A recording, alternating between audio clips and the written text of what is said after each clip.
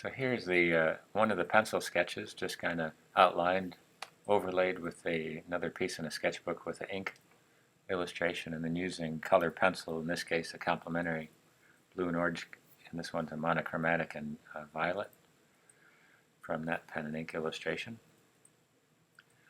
And here it is trying to use the finished part of the tablet, and this time just using the pencil in coloring this.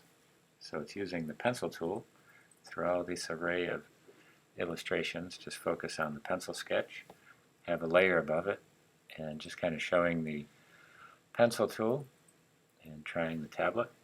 So you can adjust this pencil tool, or you can just start from scratch and then go back later and change the profiles for it. So all the parameters for when you double click, you can get a smooth line, or you can try to get more accurate of a line, and you can continue to edit lines if they're selected. So in this case, drawing this piece, I can draw over the line and keep editing it until it becomes just where I want it.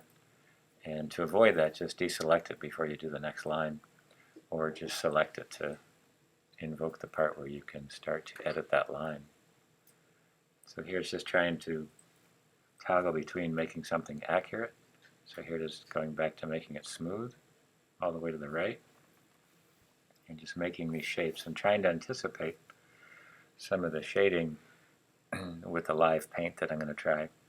So there's the initial part, and then trying to use some of the shapes to create a feather texture, but it's going to be a different color, and depending on how much time you put into it, you can change the outline stroke before and or after you live paint it, so that you can give yourself a little bit of a color scheme beforehand.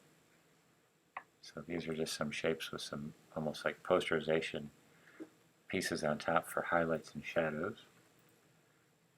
And the pencil tool just gives you a nice, quick, accurate delineation of the drawing. Get rid of everything, lock some things, select it all, change the profile using the with profile. You can take your time on it and really illustrate this out. It'll get you selected in there.